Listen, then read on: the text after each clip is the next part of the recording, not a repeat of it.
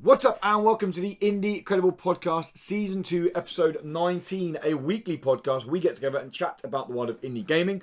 We go through all the indie games we've been playing, we go through the latest indie game news, and we cover a main topic. Today's main topic is based on a game I'm going to talk about, like a review I'm going to do of a game in the first section, and it's all based around indie game marketing. How we feel about indie game marketing. Is it starting to show teeth of like AAA marketing? And does it look to pose a danger on the indie game or some indie developers in the future? But we'll dive into that at the end of the show. With me, as always, to go through all this stuff is Tom from at Shriek and Profit.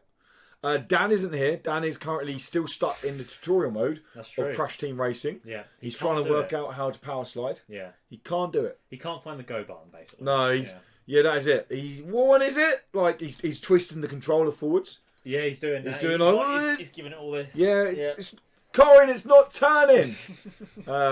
Yeah, Dan, stick with everybody. You'll get there in the end. Don't worry, man. I have faith in you. Yeah, we all have faith. We're thinking of you, actually. I always think of you. I feel like we should go to like a black and white moment now and have a picture of Dan just there, like. It's like an in memoriam, like at the Oscars, to those we've lost this year. How's the week been anyway, bud? I know we've just chatted about tons on our pre-show. Yeah, but I'll give you the short version. Yeah. How about yours? Good. All right. Yeah, good. As I said, watched movies, played Gwent, played indie games. Been on it all, yeah. Been on it all, mate. Loving life. Been lovely weather. You see the thunderstorm? It was so good. Mental. I love thunderstorms. I love them as well. Yeah. We live on the south of England, and there was a thunderstorm like middle of this week. Just type in Eastbourne thunderstorm. There are honestly, have you seen the pictures from it? I've seen a couple. There was like full-on walls of forks of lightning. Oh, I can see it from my window. Yeah, people got photos of that, and it looks incredible. I saw the whole storm rolling in because at the distance, obviously, it was a big cloud. It was like, yeah, it wasn't like the occasional flash. No, it was insane. Sky was lighting up. It was like Sarah and I stuff. sat at the window and watched it. Yeah, as I did. And it was amazing. Sarah was like, "It's the best storm I've ever seen." I've unfortunately been spoiled with the best storm you can ever see. What's that? When I was in the Alps, the French Alps. Here we go. And you're covered around with mountains. Yeah. And it is pitch black, and fork lightning there, and it lights up the whole of the valley. Is like incredible. I bet that is good. It was amazing. I was watching it then, just like, and I said, "Sarah, it's great, but this one time at band camp, no." Did you get power cut here? Yes. Yeah, so very annoying. It's halfway through a Gwent game. It cost me a rank level. All the streetlights in my street went out for ages. Oh really? Oh, we were out for 10 minutes. Oh, the house was out for about 10 minutes, but the streetlights didn't come back on for like 20, 30 minutes. Really? Yeah, which was great because you could see lightning better. Yeah. Yeah. Maybe they did that on purpose. I hope so. It was so loud as well, wasn't it? It was incredible. But yeah, I love it. This isn't the weekly podcast where we chat about thunderstorms. We should do one though. That should be a good podcast. We should do that. Twister. What a movie. What a movie. What a movie. Underrated movie. Should we do that? Should we just chase thunderstorms? Can we do a Twister podcast? Every week we talk about Twister. We could do that. Yeah. Just chat about a different character. Dorothy. Oh. What an amazing piece of machinery that was. Yeah. Yeah, and was it the grade 5 they wanted? The F5? F5 they were after. Yeah. And at the end when they're in the house having the food around with her mum. Yeah, that's right. And they're like, it's an F5. You're sitting there like hairs go off and you're like, they've got the F5. That film both made me terrified and fascinated by tornadoes as a kid. I love how over the top the final scene is as well. Oh, like mental, the belt over the metal thingy, and they're in the middle of the tornado. They're just like, and the things start flying up. They're like, it's happening. Cows, but they're fine. Like mental film. They had a film come out a few years ago. It was kind of a rip-off Twister. What it was called. Do you remember to see the trailers? And I was like, oh, it's Twister. But Twister got away with it because the year it came out. If it came out now, you watch it go, this is cheesy shit. Well, but the 90s is full of cheesy shit. It flopped majorly. The film was like Twister. It came out in like 2014. Yeah, I'm not surprised. Yeah. Yeah, like the only films to replicate something like that, you have to be complete B-list movie like Sharknado. Exactly. Yeah, like that's what you have to do. You can't be coming out as a summer blockbuster anymore. But yeah, I mean, comment below. Do you want a monthly podcast about Twister? I do. Yeah, I do as well. I mean, we could do all of them. We could do Gremlins, Twister, Jaws. But then, are they each getting their own monthly podcast, or is it? Okay, that's more like it. Anyway, indie games. Oh yeah, I've had those. Indie games. Yeah. We do play them. I've played one You played one in my life. Yeah. in your life? Cool. Yeah. I've played a couple. Not many. Okay. A couple. Who wants to go first? Who wants to talk about what they've been playing this week, bud? I will. Go for it. I will. I've been playing Rhyme. I did see you playing it on Discord, actually. Yeah. I'd be interested to know what you think to it. I've not finished it yet. How far in are you? I want to say like maybe like 2.5 hours. Okay. I thought the game was gonna be really short. You're about halfway. Yeah, I thought I would finish it by now. No, you're about halfway. Because obviously at the beginning you're in that really nice area of all the white spires, and you get to the big spire. I was thinking, here we go, end of the game. No, that's like the beginning of the game. The title screen rolls, and it's like a Final Fantasy game. You like play 20 hours, and then it goes Final Fantasy 15. Yeah, welcome to it. Yeah. What? What have I been doing the last like 20 hours? It felt a lot like that. I was like, oh, okay. But yeah, I've done the whole like. Have you played it, haven't you? I played Rhyme. Yeah, I did the bit with the weird cubone looking bird fella. Yep. I just done that, and now in like a foresty, trippy area. Yep. So you're just over halfway. Yeah, so far, it's like it's very pretty, and I like the music, but I feel like the controls should be a lot better. It feels very imprecise I mean, for a platformer. so I don't remember Yeah, playing the game and feeling like the controls weren't good. right. I have my other gripes with the game Yeah, in terms of I felt like it ended up doing the same stuff too much, and that it kind of ended up burning itself out. yeah, I could see that. It could end up being, like you said, 3 hours, like an Abzu. Like It's kind of what I expected. doesn't do yeah. tons, but what it did gives you in 3 hours is thought-provoking, Enjoyable, provocative. Provocative, yeah. Visually interesting. Just like it made you go, oh, do you know, that was nice. I put it down. Exactly. Yeah, If Abzu was a 5-hour game, I think people speak a lot worse of the game. probably. It'd be like it's got so boring. I think that's exactly I what. could definitely see this happening. Yeah, I find the controls weirdly imprecise. Okay. There'll be times. You're playing PC, right? With PC, gamepad? Or mouse and keyboard? Mouse, keyboard, yeah. So I played with controller. All right. I don't know if that makes any difference. It might do. Because obviously, if you WASD, Yeah. there's not much. Well, There's not much buffer, is there? Like on an exactly what you analog mean, stick, you've Well, got for example, if a the camera's going a certain way, on the WSD, I'll have to press WS. Whereas to on the keep it going, controller, I could just push it in a just direction. push it. Yeah. Yeah, so it probably made me good better with that. But I have trouble with that. I have trouble with things not happening quick enough. Like I have to. I like E is the action button on PC. I'm sure everyone knows that, but I'm just saying. Oh, F is sometimes I've rarely encountered F as the action button. function. I guess so. Like a lot of times, I've played games where opening doors and that is F, and I'm always like, Oh. why is it F? It's usually E for me. Yeah. But anyway, yeah, I'll be like going to do something. I have to like smash E, like I'm like jamming it. Like it's like just do it, and it's not because of where I'm standing, because I will not move. I will stand still and press it like 5 times, and then he'll do it. And it's like, why? It's is not like a very slow animation, is it? Well, it doesn't start the animation for ages, and it's like okay. just do it, just pick it up, pick up the key. I want to move on. And Nope. it's just things like that. No. You didn't say the magic word. I just find that so frustrating sometimes, but annoyingly because it looks really nice. The game, it's very pretty. Yep.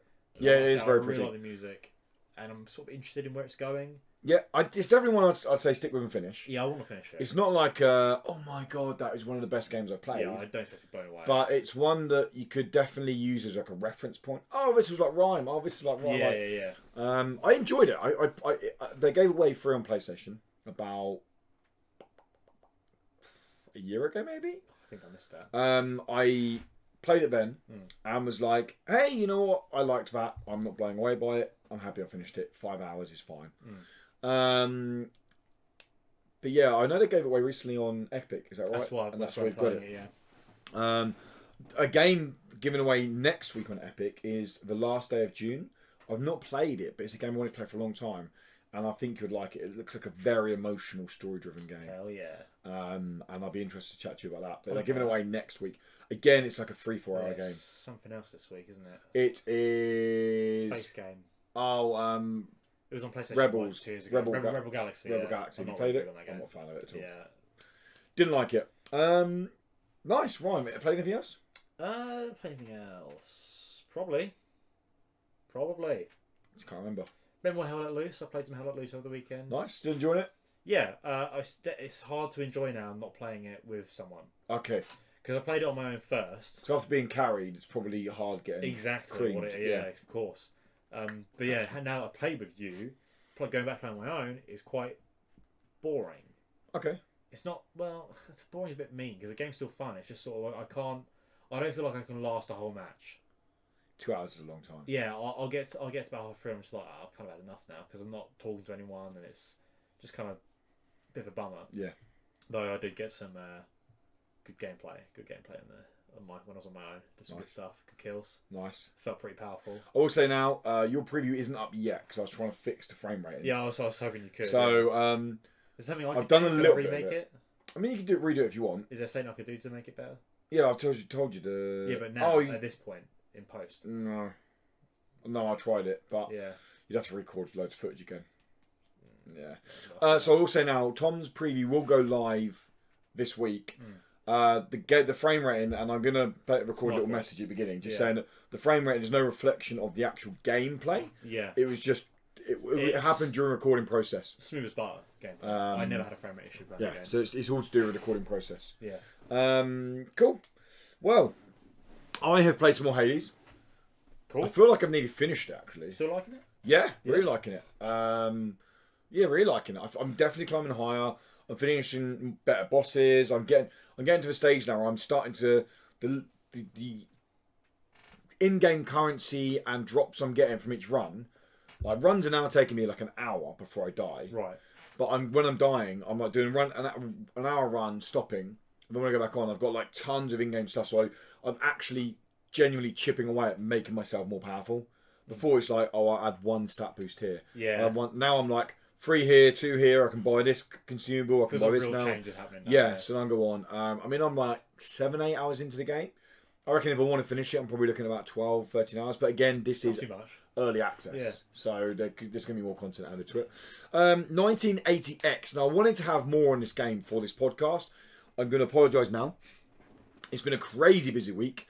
I genuinely sat down on Monday I played a little bit last weekend. Yeah. I sat down Monday to be like, cool, I'm gonna start the game again. Because I literally jumped in very quickly. I played a tiny bit of weekend. Then I was trying to export a video, and the PC was like, no, you can't do both of this. The game was like starting to jump, and I was like, it's not the game's fault. It's the fact that I'm exporting a 6 gig podcast video, and I'm like, oh fucking hell, all right, I've stopped playing it. So Monday I sat down to play it. I played like 20, about half an hour of the game. And then my wife was like, can you help me do this? And then I never had a chance to go back to it. I've not had a chance to return to it yet. I am going to finish it this weekend. So if you don't know what 1980X is, 1980X is, I'm going to say it now. I'm going to put my neck out there. It's 30 minutes in. The game's fucking so good. Queeping good. For what it looks to offer straight away. Yeah. And it genuinely feels unique. In terms of, they've taken what's been done tons before, a coming-of-age story, but made gameplay elements that feel unique. Now, you play as a young lad, goes to an arcade in the 80s, and basically, like I said, it's a coming-of-age story. The first game you play is Outrun, and you kind of go in there, and you're talking about your life, you're kind of talking to friends in there and all that, and then, I don't want to give away spoilers, because you kind of get spoilers pretty early on to where the game's going to go. But effectively, key moments of this kid's life are played out through video games. And the reason it's called 1980X is because X is being... You're playing games that were released in the 80s. Right. And you're going through those games. Mm-hmm. So the idea is you play Outrun. I just finished Outrun and then I stopped playing the game. So I don't know what happens after that. Yeah. But then there's like a Shinobi clone in there. There's... another clone in there, I can't remember what it is. I can't remember now. There's tons of clones. I saw some pictures. Yeah, the soundtrack's amazing. The sprite artwork is lovely. It's very 80s vibe. It's a £10 game, like super reasonably priced game. Yeah. And what I played after 30 minutes, I'm saying, yeah, I really liked it. I want to play more. The only reason I haven't is I've just been swamped. I've been playing the next game we'll talk about. I say a lot. I've been playing it as much as I've had to play it. Yeah. To get that done for review, as long as other stuff that I do as well outside of indie gaming. But yeah, 1980X at the moment, full thumbs up for it. Like if you like story-driven games, if you like classic style kind of like 80s games, well, one thing I will say is I've only played Outrun. Yeah. Feels good. Like the whole recreation of the game Felt like a good. Yeah. felt like a good recreation. And like I said, the music, so nice. And the final game I play, which is going to be a kind of review because I didn't get the review up earlier in the week. Oh, okay. Is My Friend Pedro. So Which you love review for so My Friend much. Pedro is the idea is once I've kind of gone through it, you ask questions about things I speak about. Okay. So a bit of context before I dive into the actual review. We played the game at EGX Res. Yes. Yeah. No, I went to the show. Pretty hyped for the game. I was like, this is one of the games I want to play. I like Devolver. I want to sit down. I like the idea of the game. It's kind of crazy John Woo style, over the top action. I'm down for that shit. Like Queep. I'm down for that queeping stuff. Give it to me. I sat down. I played it for like 25 minutes in the demo. Got up and was like, that was absolutely okay. Yeah. The demo was not mind blowing at all. Another thing I will say is I've not played the full release version on PC, but there was a significant downgrade, wasn't there, between PC and Switch? That's right. There was a huge downgrade, bizarrely, which is bizarre because the game doesn't look great anyway. It's not like a high. Sorry, when I say it doesn't look great, it looks the way it's meant to look, but it's not a demanding game. Yeah.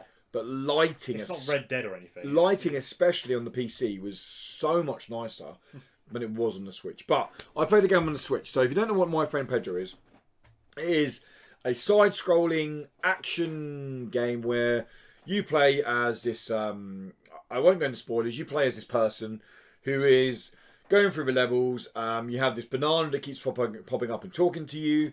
And you're effectively going through, and you start off with like you need to go and find the main boss guy and kill the people on the way there. Then you could go further and further, and as you go on, there's new objectives to get through these levels.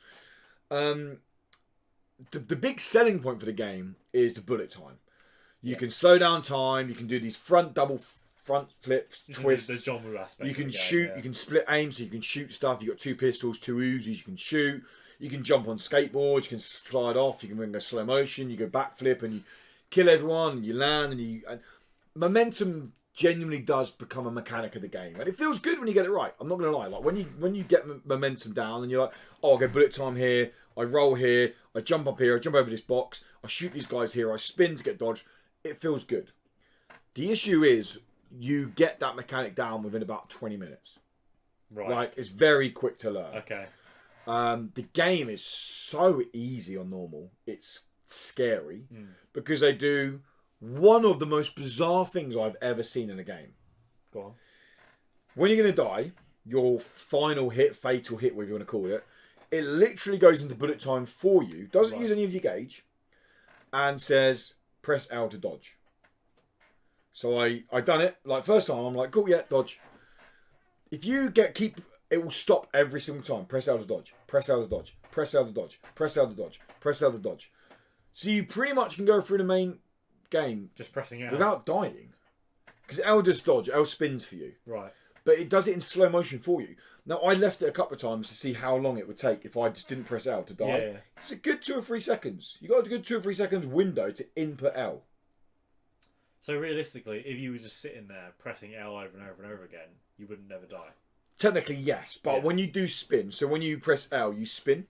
Right. When you do spin, you lose the ability to be precise with your aiming. Okay. So you shoot a bit all over the place. So you could just sit there pressing L, split aiming, and shoot fire, and you'll be like all like this. But if you do it enough, but you'd eventually win. You'd kill them. Yeah. Now it does come nice when you. So I've played it on normal. The game is pretty short. It took me 3.5 hours on normal. Okay. I've started playing it on hard. I'm halfway through the game on hard. It's not that much harder. I was about to say, is that not an improvement or? So the whole dodging fatal hit thing is one thing that annoyed me. Yeah. The other thing that annoyed me is games that use bullet time well. So people are like, oh, it's like Max Payne. It's like Bayonetta, like stuff like that. Okay. Max Payne done it so well is because you had to earn that shit, like Queep. You wanted to earn that Queeping bullet time. If you want to use bullet time, you had to play the game without bullet time to earn the ability to use bullet time. Yeah. This game, you pop bullet time. I'm not kidding. You have a good 15-20 seconds in bullet time. Wow. Then when you stop bullet time, it takes no more than 5 seconds to fill your gauge again. So the whole game is bullet time. You could literally play the whole game in bullet time. Bloody And it auto fills. You don't have to earn it. so you do nothing to earn it. It just fills back It just up. fills. And I Shit, innit? get why they've done it. I get they've done it because they're like, oh, we want people to exploit the bullet time. I wanted hard mode to be like, oh, no, you earn bullet time now. Yeah. Look. Wouldn't it be cool if hard mode also got rid of the bullet time, the final shot? Yeah, thing? it does. It does get rid of that. It does. Okay. Hard mode does get rid of that. Well, that's good. But so you can still surely just press L a bunch. Yeah, you can do that. There's two other things that bugged me before I get on to some positives. Two other things that really bugged me. One, there are very inconsistent time to kill with the enemies. Right. So, for example, I have a shotgun, and I'll shoot them point blank range, wouldn't die. Shoot them again, they'll die. Other times, I'll shoot them from like other side of the room, they die.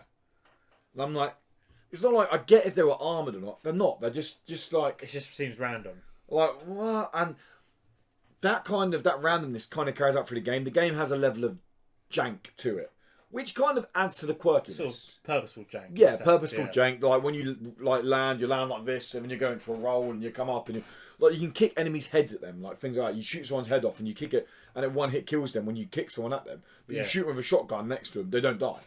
Like, and it's that Some inconsistent. consistency would be nice. And there's a reason like why games like, and my game of the year so far, AAA or indie, is Katana Zero. Yeah. And the reason that's my game of the year so far is because it's so super tight. It's one hit kill on the enemies, one hit kill on you. And it is a case of I throw this, I dodge this, I slash here, I jump over here, I deflect the bullet, I'm done. It is a case of mapping it out. Bang, bang, bang, bang, bang. Oh, thank God I've done that. Jesus. This was more like, oh, that's cool. Oh, yeah, okay. It's both Devolver as well, isn't it? It is Devolver, yeah. Yeah, they both are. Yeah. Yeah. Which goes on to the vast thing I don't like. The game isn't funny at all. It does like the comedic side behind the game is the most. It's so bad. Is it like a bit try hard? Far too try hard. Look how funny I am. Yeah. I can be Look so at weird. this. We put a banana in the game, and we're not going to tell you why. Great, mate. Well done. You literally feel like you've given a bunch of GCSE writers some money and gone, make a funny game. Yeah. Like, I was talking, like, this genuinely happened this week, and it made me go, oh my God, that's like my friend Pedro. When I went to go watch GCSE drama performance. Yeah. And it was so powerful. Like, I was almost crying. It was incredible. Wow. I was talking to the teacher afterwards. Like, that's so good. And he said, well, they have to do drama. He said, because they all want to do comedy. I said, but I say to them, what a 16-year-old kid finds funny is not what adults find funny. And you will struggle to get a good level with drama. And I was like, that's literally like my friend Pedro. It feels like 16-year-olds have gone, oh yeah, having a banana in there that goes like, oh yeah, we're going to pop up and do this. And then having people come out there and go, oh yeah, have you seen Mike? Oh, la, la. It's like stupid, on-the-nose jokes. I mean, it's literal jokes that I would have done when I was in school. And you're now playing it going like, this isn't funny. I mean, I don't give a shit about this banana. I think I have a sheet. I wonder if I can eat it, that's all. A sheet of paper from when me and my mate were in science when we were like 15. And it is literal jokes like that. Yeah. Detective Leggy Cheese is one. He's a detective. He's got lots of legs and he's a cheese. That's literally it's it. that kind of level of That joke, is isn't what it it is. And it's not funny. Yeah. Like, it's not. It's not funny funny because at it's all. not funny. Yeah. Unless maybe that's what they're going for. It just I don't know. it irritates me that it doesn't irritate me, but Devolver. It's okay, it can irritate you. Devolver have a name like they don't pick up any old game. The games have quirkiness to it. Yes. Like Ape Out. Ape Out's another game that I didn't shit on, but I was like, it's perfectly fine. Yeah. If anyone else, the best thing about Ape Out is the soundtrack and the way it works with music. Mm-hmm. Anyone else has that game, it's mediocre. Devolver have the game, it's good. Like, that's what it felt like. Yeah. This feels exactly the same. And this kind of will feed into our main topic later on. Anyone else puts this game out, people are like, well, it doesn't feel that great, it's a bit weird, humor's shit. Yeah. Devolver have it, it's hilarious, it's so funny. Yeah. Oh my God, he's seen the banana in there. Another classic Devolver. You know, Yeah. I've seen it on Twitter, Devolver hit out of the park again with this hilarious game. I'm sorry, mate, if you think that's funny, my God, I don't want to see your personal life. Jesus Christ. Like, you're probably a Star Trek fan. Oh. Like, people watching this now. That wasn't funny. Is he just gone there? But funny. that's it, because I was in character with Devolver. Yeah, you look at it. Yeah, you've crossed the line, no. so. So if people are sitting here now thinking, okay, look, I've seen the game, it looks really cool. it looks like I can do all this cool bullet time stuff. Here's my quick roundup for you. Okay? My friend Pedro does some interesting platform mechanics. Okay. And some interesting level design. There's some stuff in there that I'm cool. The bosses at the end of each section, they're simple, but they have different mechanics working to them. And a couple of times they took me, okay, that's how I get rid of it. Cool, worked that out. Brilliant. There are moments when the momentum does feel good. And when it does feel good, it feels great. On the flip side of that, it's not funny. It's boring, to be honest. As in the story humour side of it, not funny at all. The fact that I can play through a 3.5 hour game like John Woo games and not feel like a badass 100% of the time is not a good thing. I should feel like every moment I'm in an encounter, I feel like a badass. Katana Zero, I felt like a badass the whole way through that game. It's funny. It's like it does a similar thing as well, doesn't it? With the whole same as Miami Hotline Miami. Yeah, exactly the same. I feel like a badass because I'm like mapping it out. Bang, bang, bang, bang. I rinsed you guys. Fuck you. I feel like Arnie in Commando. I don't. In this, I feel like Tom Cruise in Jack Ryan. You're not a Jack Ryan fan then? It's perfectly fine. Do you feel like Tom Cruise in Cocktail? Brian Flanagan, that's his name. Is it? Yeah, in Cocktail. Oh. Don't get me started film. And that's where I stand, my friend Pedro. We don't score games anymore. I wouldn't pay full price for the game. I'm not annoyed that I played through the game, but I'm not like, wow, that was my game of the year. You seem slightly us, but you're not really annoyed about the game. You're annoyed more about the... It's just mediocre. Undeserved. It's getting so much praise. Much hype and so much praise. Yeah. Which is what going to lead into our main topic at the end. But we'll go on that then. But yeah, that's it. That's where I am with My Friend Pedro. Guys, I genuinely love to know what you guys think about My Friend Pedro. If you've played it, do you think it's amazing? Trust me, I'm a full grown man. I can take some licks on the chin. If you guys no, you're completely fucking wrong, mate. I'm always licking his chin. Yeah. If you guys no, you're completely squeeping wrong. Get in the comments and say, no, look, I think the game's great. I want someone to come out and go, no, this game is absolutely okay. And what's Lewis missing? Yeah, what am I missing? Yeah. Simple as that. Cool. Should we go on to the news? Let's do the news. There you go. I was hoping you your job. Well, one of us always says do the news, and the other one goes. Yeah, true that. I was hoping you would do it. Hearsay. Got any more? No. First bit of news. Mad Mind Studios. Who are Mad Mind Studios, Tom? Oh, they did Agony, didn't they? The best horror game ever to release. Do you remember before it came out, and everyone was like, "Oh, that's pretty good, didn't it?" It had the potential to. Yeah, that's some HR. I mean, we're talking like full on, explicit 18 content. Yeah, it looked in disgusting. A world of hell that looked disgusting. It looked visceral. It looked raw. It released, and it was absolutely queep. Yeah, it was just nothing, was it? It was so bad.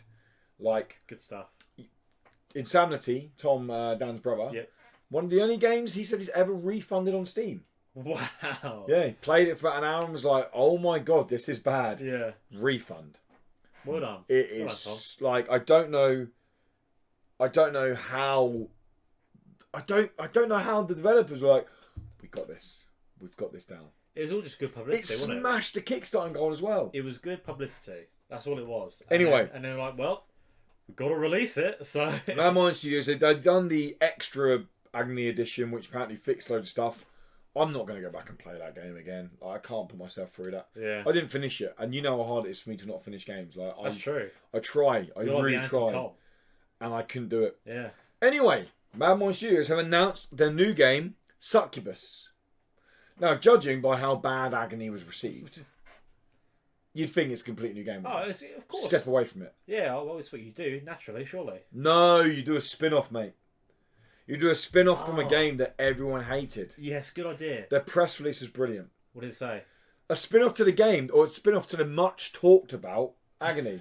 Yeah, because it was shite, mate. Much talked about. Yeah. That's good. So Agony's getting a spin-off called Succubus. It plays as the character from the original. I do remember the character. She is the very provocative. She's the sexy Succubus. Succubus. Yeah. She's getting an origin story. There is titties in these games. So. Notice here, couldn't give a queep.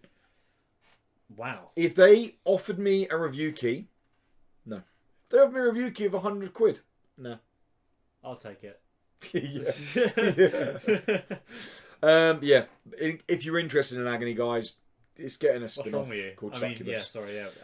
Up next, 1980X, a game I spoke about, a game I'm looking to finish and speak about more on the podcast next week, is it was meant to release on PS4 this week. It got delayed by a week. So as of this going live on the Monday, it will release on the Thursday. So it's now coming out on the 27th of June. So yeah, if you were looking for the game, if you want to wait for it to come to console, that's when the game is dropping. 27th of June.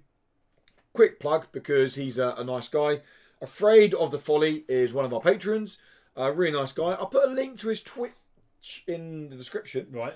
Because he is going to be streaming the game. Not as of launch, he's going to be streaming it. Streams on Sundays, streams on Tuesdays. For a link there, because he's going to be streaming the game. So yeah, go check that out, man. Yeah. Give it a go. And the final piece of news, not tons, as I said this week, is Nowhere Profit. Nowhere Profit is a deck building game I played earlier in the month. There's a What Is video up now. You can check it out. And it's got a release date. It's coming to Steam. Not even in early access. It's just coming straight out for release in July 19th. Not too long. It's going to release at £19.49 UK. So, I don't know, it's $22 or something like that. That's fair. Yeah, I mean, that's a fair price for the game. There is a What Is video up. I loved the game when I played it. Yeah. I loved the way it felt like, so as a CCG player, it felt very like the deck building element to it felt like the UI of a CCG. It felt built, and then you have two decks. You have your leader deck, you have your like actual playing deck, and yeah, it felt very tight. I put like 3 hours into the beta they had. I loved it. I was like, I want to play more of this game straight now. Has the classic RPG mechanics where it's like, do you like priests come to your campsite? They look dangerous. Do you A, B, C? Yeah. It has all that in there, and yeah, it looks cool.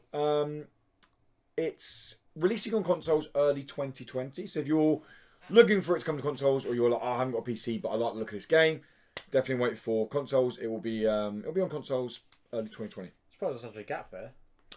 I guess it might be what they sometimes do is they're quite clever and they see how the PC community take it, see what feedback they can implement, and then when they release it on consoles, improves it. I think it's because, from experience, PC gamers are a little bit more forgiving. Yeah, so a little bit more like, yeah, okay, I can see. Oh yeah, I get that, because they used to get early access games. Yeah. Oh, we'll get this, because I feel like console players like, shit, mate, no, it's your FIFA. Hey, FIFA, mate, eh? That's what everyone. I know what you mean. Yeah. Yeah. And that takes us on to our main topic. The main topic. The main topic this week, guys, is talking about marketing around indie games. Now, I want to. So this is inspired by my friend Pedro. I want to put a full disclosure out there first of all. This is not a witch hunt for Devolver Digital.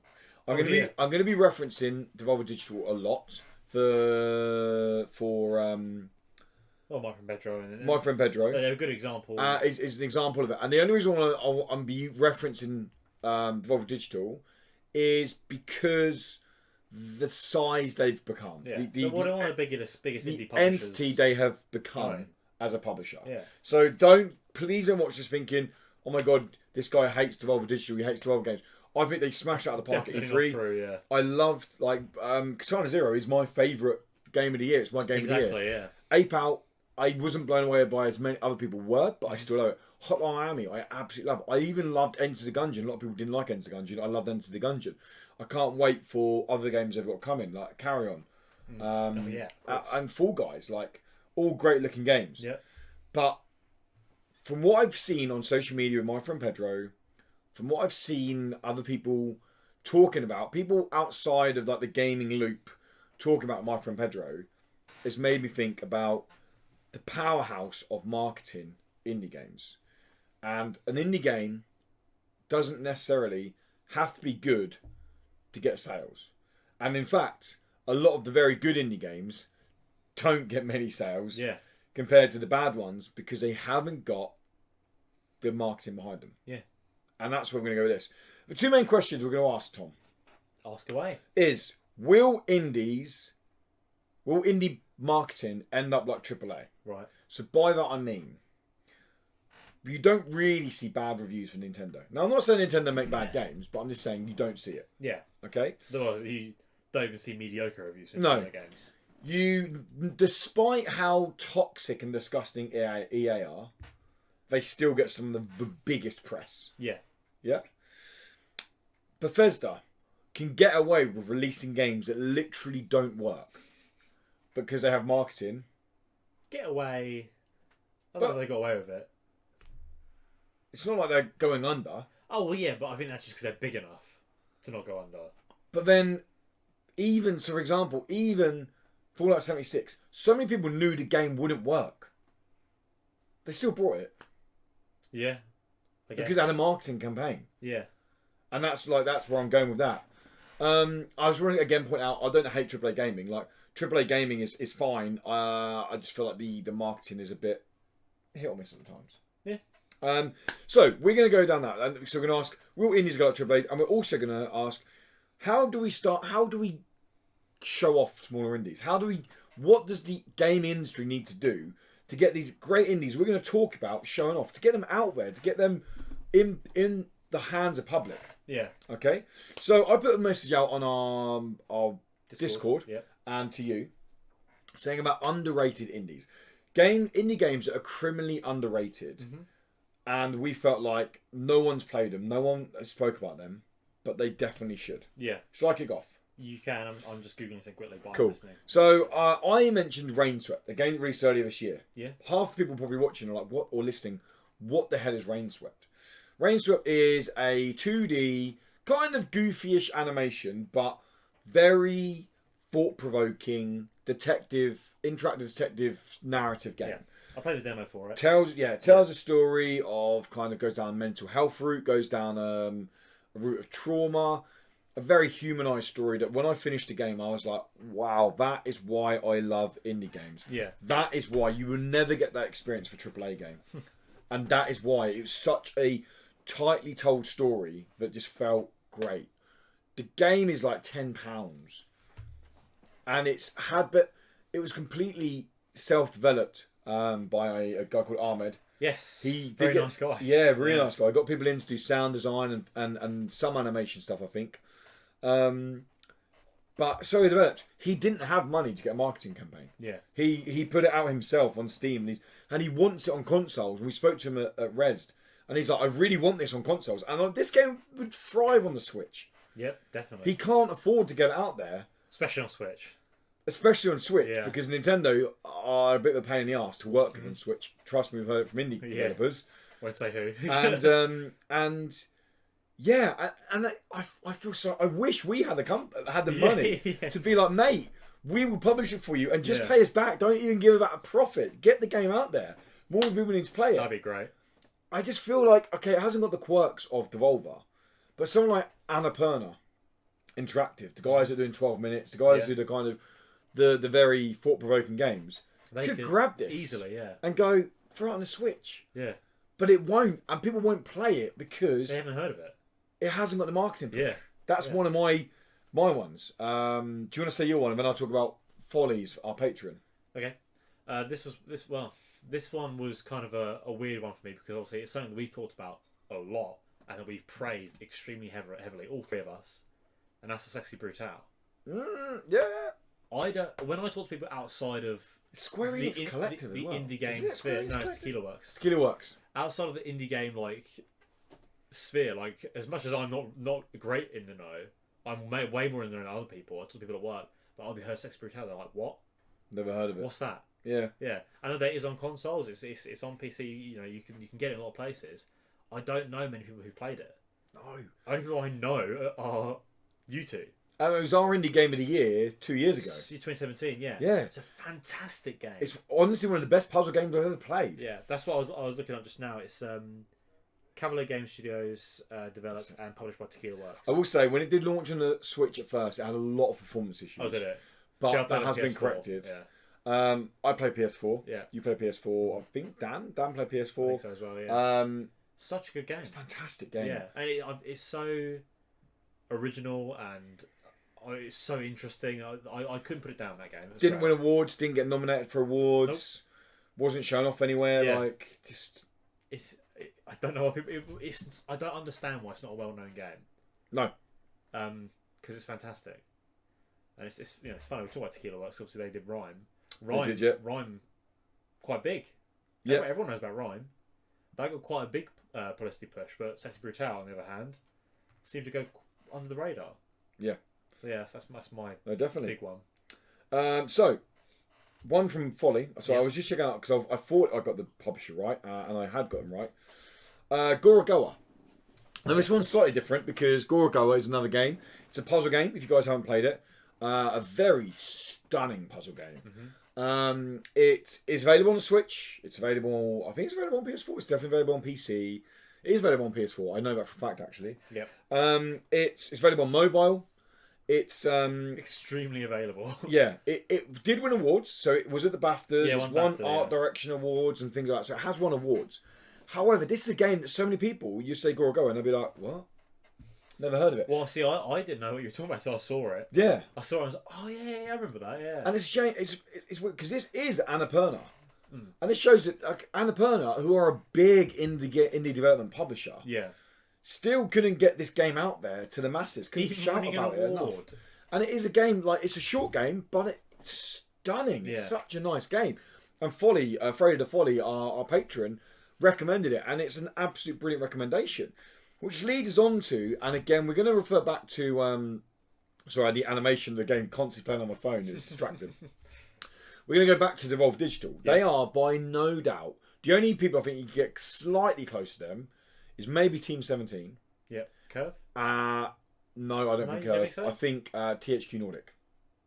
I see THQ. I don't think of them as indie, but I guess They're THQ... like double A, aren't they? Yeah, That weird in between. Yeah, But I would argue that Devolver are bigger than THQ. I would say so. Yeah, They're huge. They've Definitely. become massive, and rightly so, because Devolver, again, remember guys, these aren't publishers, these aren't developers. Devolver don't make the games; they publish the games. Yeah. Now, Devolver put their name to some. They've got a reputation. They put their name to some weird queep. They put their name to games that don't. They break the fourth wall normally. Katana Zero done it with its narrative storytelling, with its tight gameplay. Hotline Miami was one super tight, super challenging gameplay, top down. They've done it with, I'm trying to think the game, Ape Out, okay? Yeah. Ape Out, yes, I wasn't blown away by Ape Out. Visually, very striking. Sound design was some of the best sound design I've ever heard in a game. I just felt the game was a little bit too RNG based, but that's a whole argument for another time. Minute, they do Minute? Yeah. Minute was a great little quirky game. I'm trying to remember off the top of my head.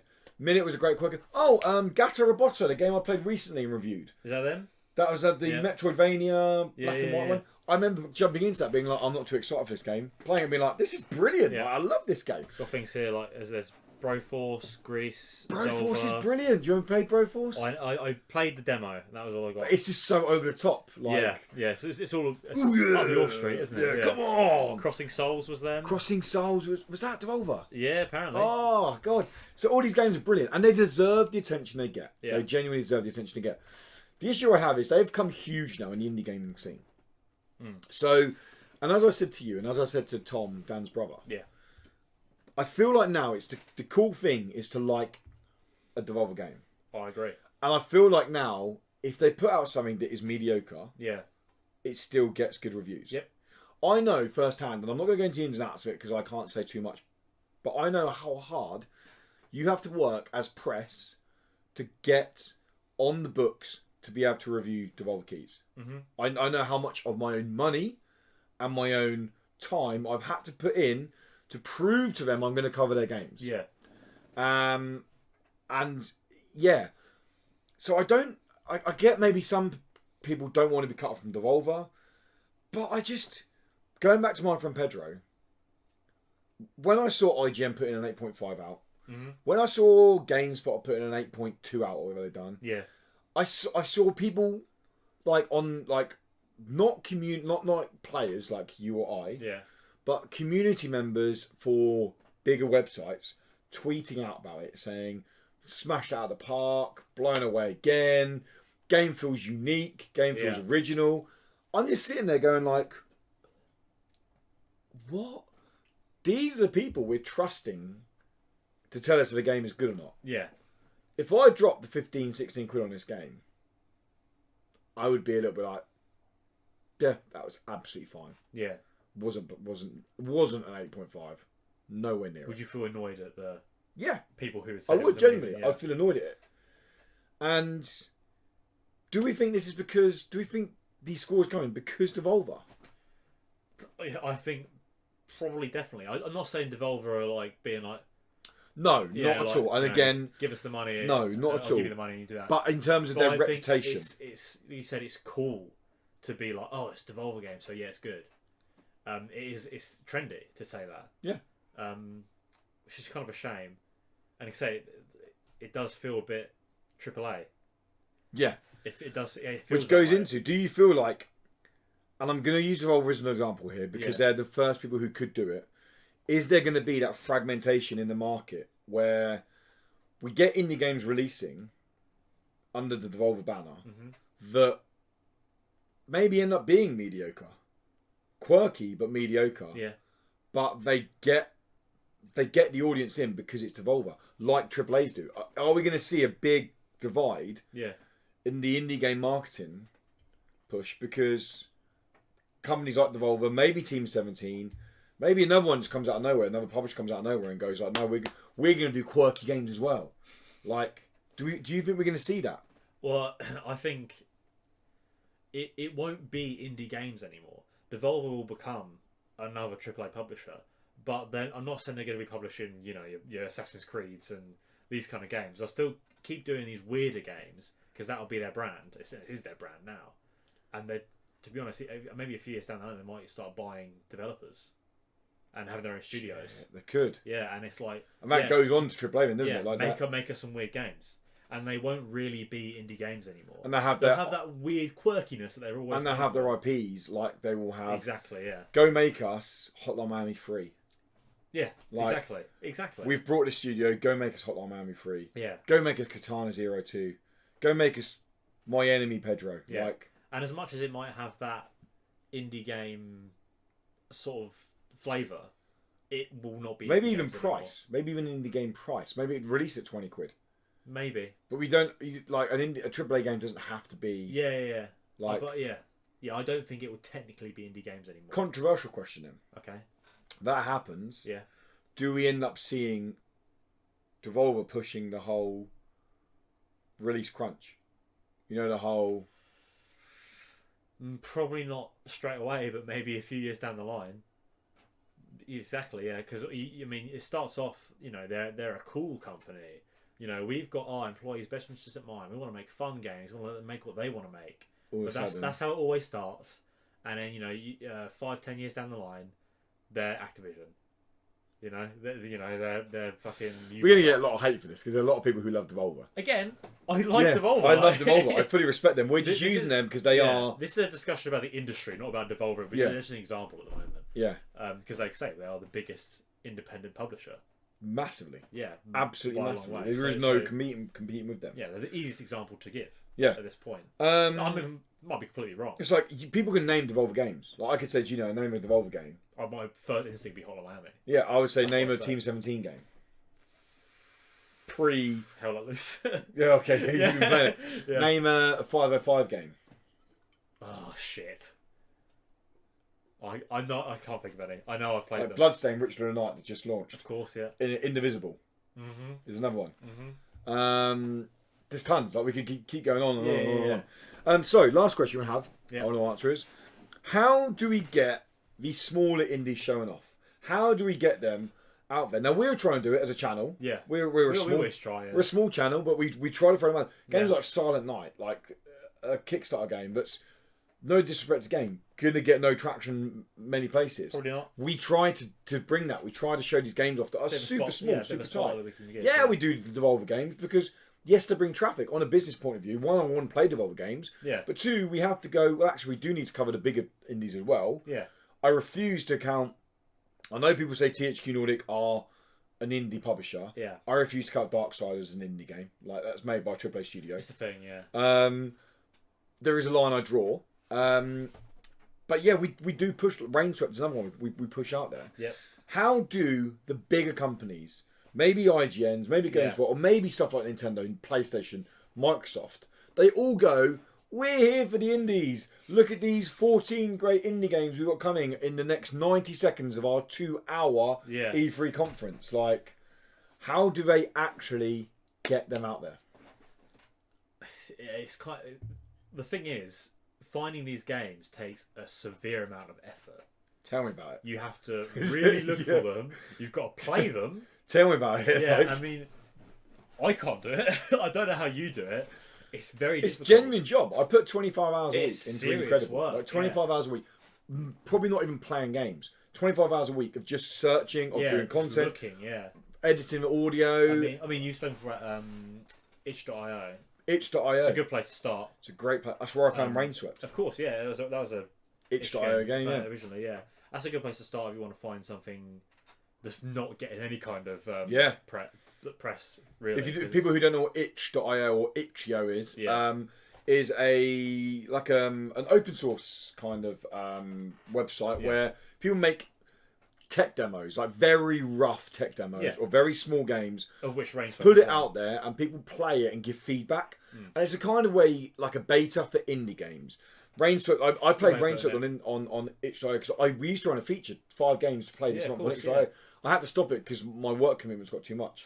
If this ever become more of a full-time thing, I would bring it straight back. Easily bring it back. It's a great series and I love doing it.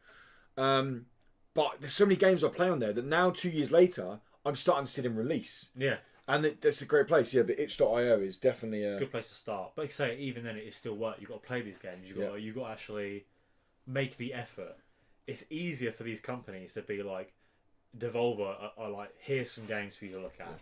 Because it's not the same as... Well, Devolver get a sale on... They genuinely get a PlayStation sale, Devolver game sale. Of course, you do, which is huge. Yeah.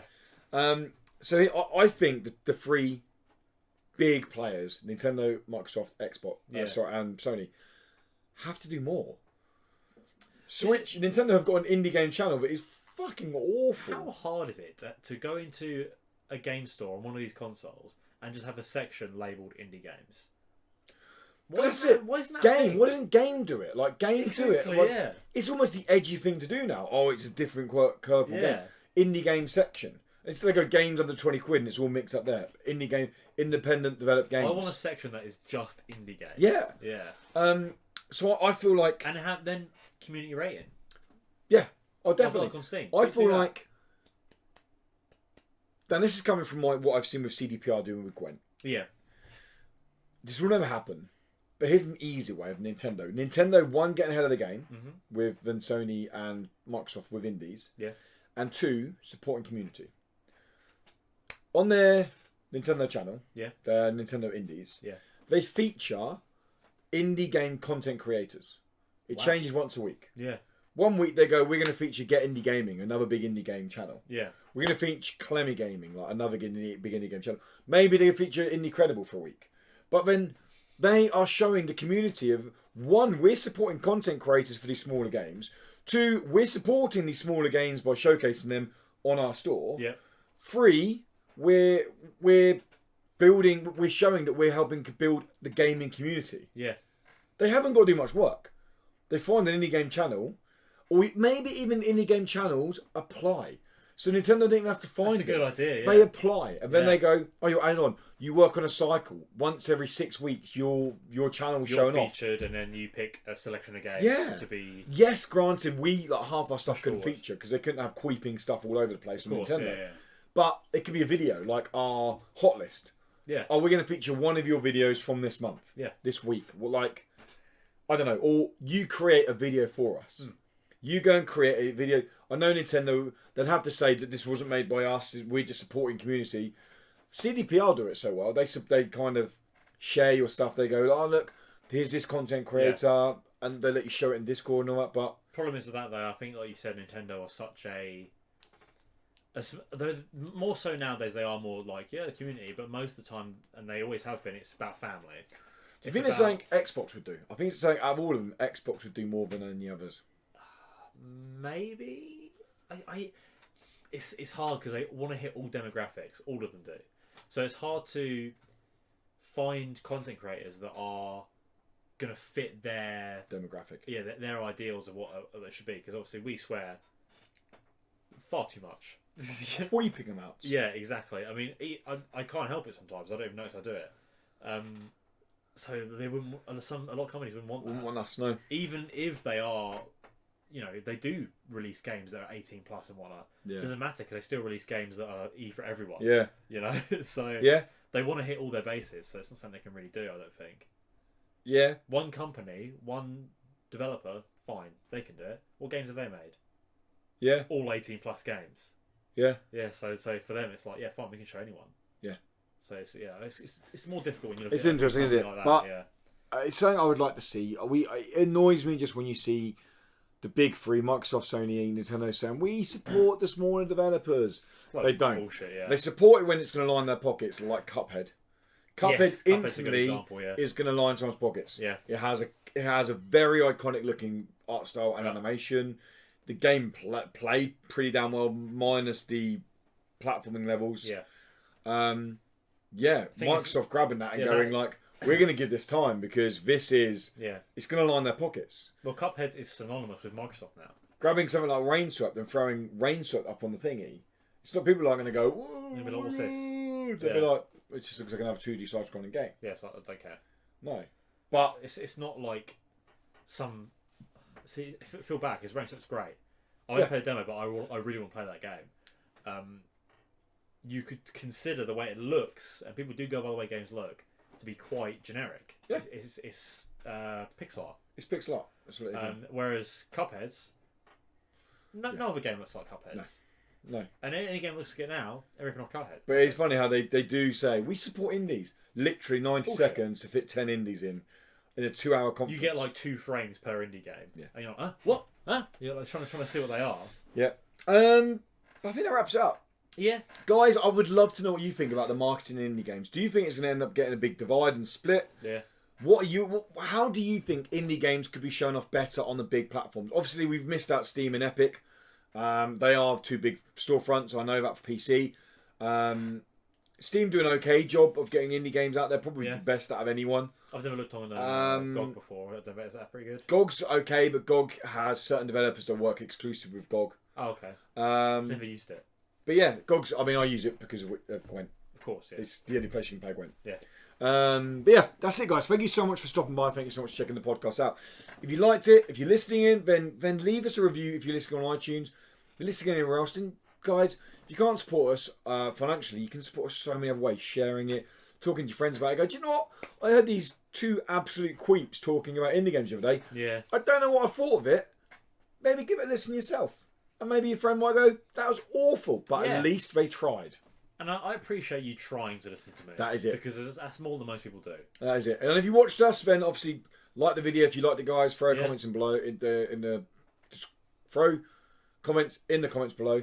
And if you really like what we do, guys, you really like the podcast, you really like our content, we do have a Patreon, patreon.com/IndieCredible. The link is in the description.